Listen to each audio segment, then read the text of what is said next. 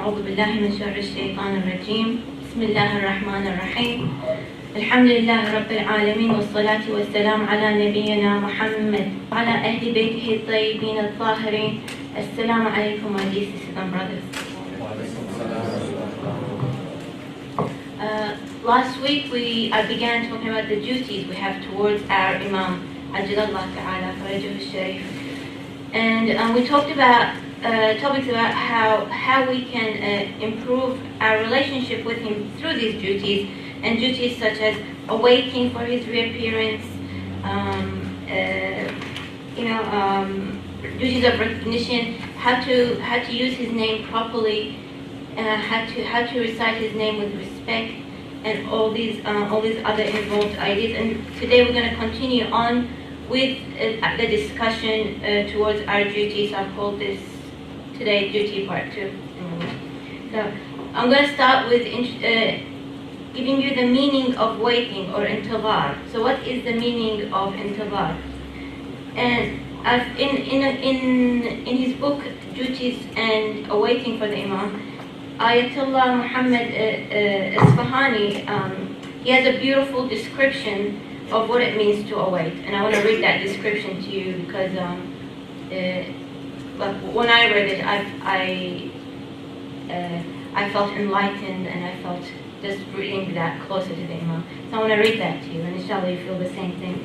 So he says, awaiting is a psychological condition of the person who is waiting for someone. The opposite of intizar is despair. Thus, the more hopeful you are for the arrival of a particular person, the more particular you shall be in making arrangements to receive him. And as time of his arrival nears, you become more expectant and eager for him. So much so that one ultimately starts spending sleepless nights. The more a person is attached to the one whom he is expecting, the more severe and painful the wait shall be. Therefore, those who are waiting for their Imam, their waiting is proportionate to their love for him. And that was by Ayatollah Muhammad Isfahani.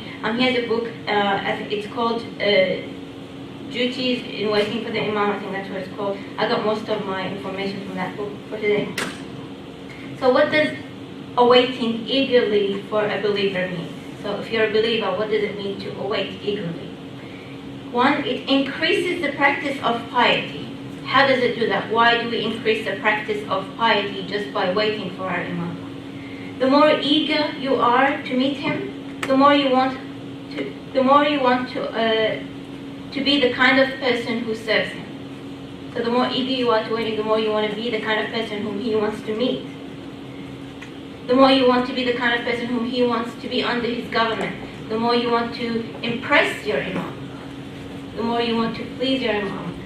And that is a portion of awaiting. And in waiting for your Imam, you have to have the intention of seeking nearness to Allah subhanahu wa ta'ala as a necessary condition of intizar, or waiting. In Surah Al-Zumar, ayah 2, says, Bismillah ar-Rahman ar-Rahim, Inna anzalna ilayka al-kitaba bil-haq, fa'budullah mukhlisan lahu-d-din.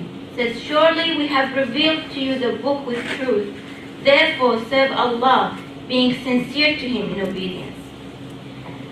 Now this is important, being sincere to him in obedience. Indeed, everything we do in our life, whether it is working full-time to make ends meet, to pay the bills for your family, whether it's cooking to feed your family, whether it is going out in the community and helping people, everything you do in life, whether it's small or big, everything you do should be for the love of Allah subhanahu wa ta'ala.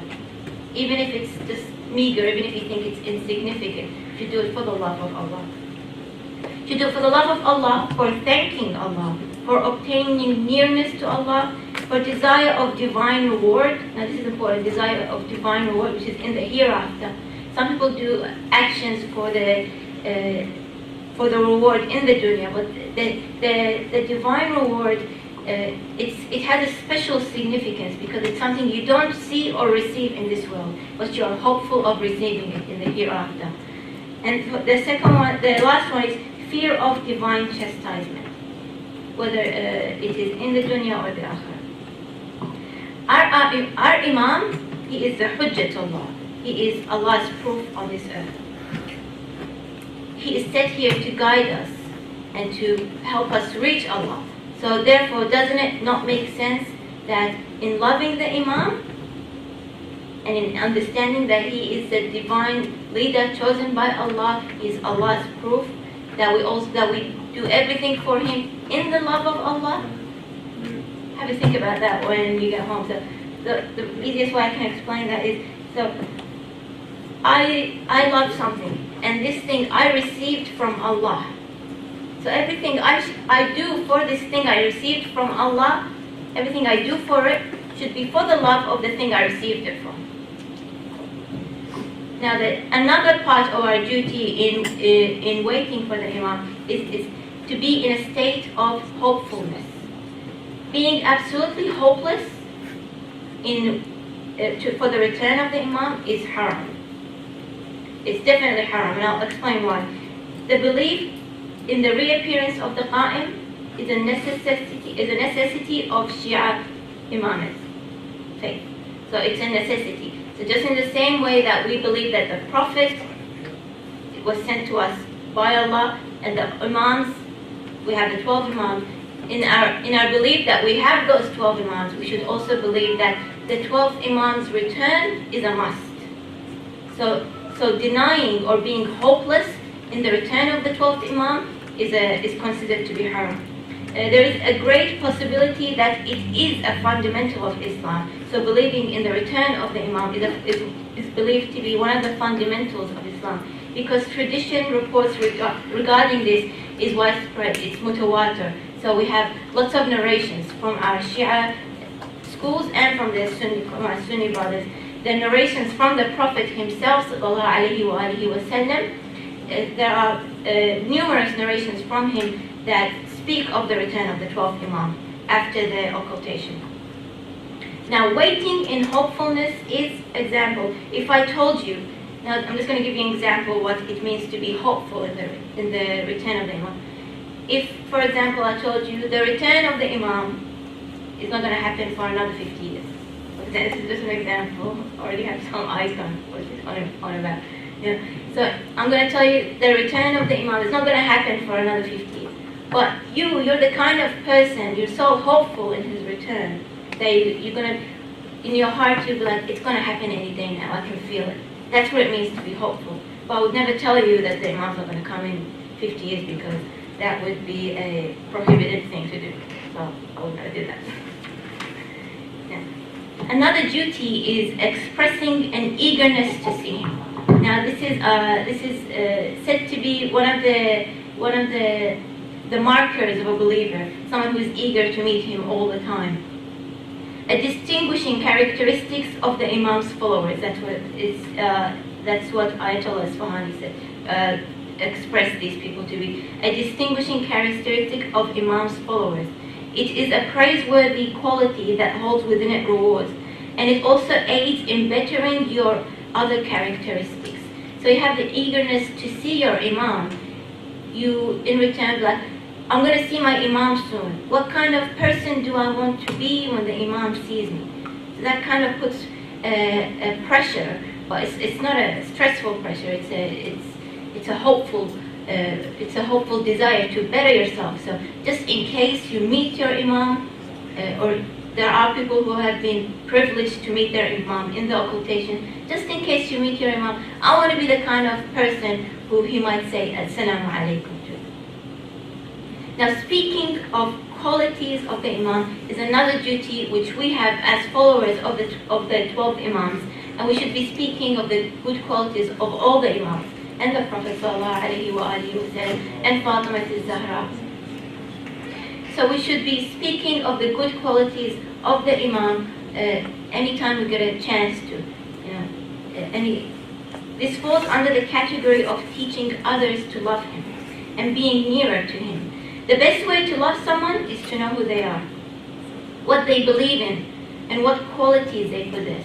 So it falls under the banner of loving him and teaching others of him. So the best way to do that is to know the qualities which he possessed. In Usul al-Kafi, through the author's own chain of narrations, from Masir, who was speaking to Imam Muhammad al-Baqir alayhi salam, who asked him, do you have secluded meetings? So Imam al-Baqir alayhi salam asked him, do you have secluded meetings and discussed among yourselves what you like? So I asked him, do you guys meet and discuss the things you like? And he said, yes, indeed, we talk about the excellences of Ali Muhammad in private. And the Imam replied, I would very much like to be present in those gatherings. By Allah, I like your fragrance and your soul. Indeed, you are the following of the religion of Allah. Thus you help through piety and effort. So what is meant by this narration about Imam al-Baqir? He says, he likes to hear of people speaking of the goodness of Ali Muhammad. And in doing this, people are increasing their piety and increasing their effort in spreading the name of Ali Muhammad and spreading the name of the Ahlul Bayt. So inshallah we will speak about the qualities of the Imam, and it's a topic I've discussed before, but I would like to revisit the qualities of the Imam in a future date, inshallah. Now another duty we have towards our Imam is grief to the Imam's separation. One of the duties of a believer is to be sorrowful in being separated from your Imam. It is a sign of one's attachment to the Imam. It is a sign of true friendship. Now what do I mean by true friendship? A true friendship is something where you are excited to see that person without wanting anything from that person, just happy to be with them, or being around them makes you a better person, or makes you want to better yourself in some way or another, and you are generally happy and excited, and you feel fulfilled and at peace just by being with that person, and that's what it means by friendship. So I think having the friendship with your Imam, even though you cannot see him, could be one of the most beautiful relationships anyone could have, because it's one of those, it's a selfless relationship. You know, you can even have a friendship with your Imam even without expecting his reappearance. You just wanted to have that relationship, just to be nearer to Allah. It's one of those selfless things you can have. Now, grieving from separation is one of the most praiseworthy qualities, and narrations and hadith emphasize this. So one of the most praiseworthy qualities is to grieve being separated, to have that longing. And there are lots of numerous narrations that mention this quality to be very significant, and it in itself holds reward. Another duty is duty to be present in assemblies where the Imam is discussed, and participating in gatherings associated with Imam al-Mahdi alayhi salam, where people discuss matters connected to him. And this is a necessary sign of love. You know, when you love someone, the first thing you do is you speak about them a lot, and you can't help it. Your excitement about that person makes you want to continually speak of it all the time, which is how I began my speeches of talking about the 12th Imam. I used to give my mom headaches 24/7. She's like, okay, I know this information too. I know you're excited about sharing all this. She's like, go out there and go tell other people. So thanks to her, I started, delving into the topic of Imam al-Mahdi and sharing it with everyone. So the first thing you do when you love someone is you're excited about talking with them, and you get butterflies sometimes. Now, Imam Ja'far al-Sadiq alayhi salam mentioned in Bihar al-Anwar that he asked Fudayl, do you remember, do you gather and narrate traditions? So Imam al-Sadiq asked him, do you gather and narrate traditions? Fudayl replied, yes, may I be sacrificed on you. Imam al-Sadiq then said, indeed, I like those gatherings. They revive our wilayah. O Fudayl, may the Almighty Allah have mercy on you, who enlivens our matters, revives our wilayah. So in discussing or speaking about the Ahlul Bayt, specifically the 12th Imam, the 12th Imam, we are reviving our belief in the wilayah. Also remember that presence in gatherings helps increase the numbers of the believers and increases the faith of the believers also. Another duty we have towards our Imam is organizing gatherings where the Imam shall be discussed. So here we said to be present in gatherings. Another duty is to organize gatherings. So there is in the Iraqi community, women every Friday they do dua nutbeh, and then they read other du'as related to the 12th Imam, and that in itself has increased the piety of these women and increased awareness of the 12th Imam, and in that in itself will hasten, doing all these things will hasten the return of the Imam. Now my last duty, which I'd like to discuss today, is composing and reciting poems in the Imam's praise. Now this is a beautiful way to show your love and your sense of duty towards your Imam. Now how is this a duty? How is reciting poetry or composing poetry a duty?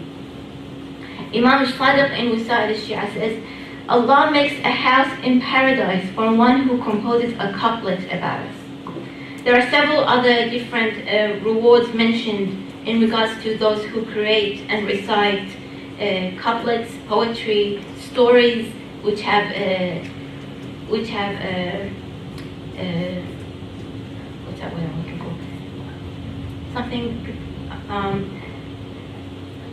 What's that word? Hold on, I'm stuck. Salawat.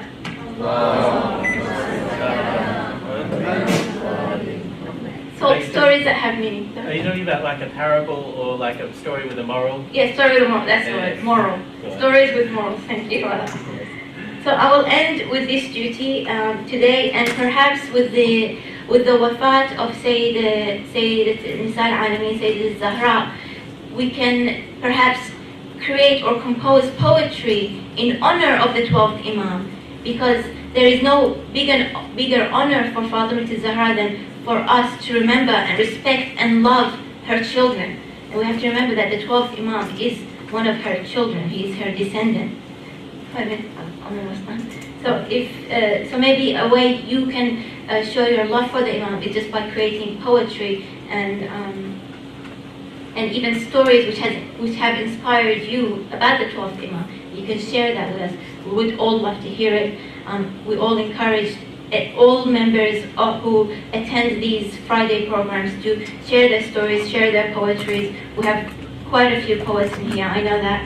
So in saying that, these are the duties, and we will continue on with the duties as the weeks pass, because this is a huge part of our belief in the 12th Imam.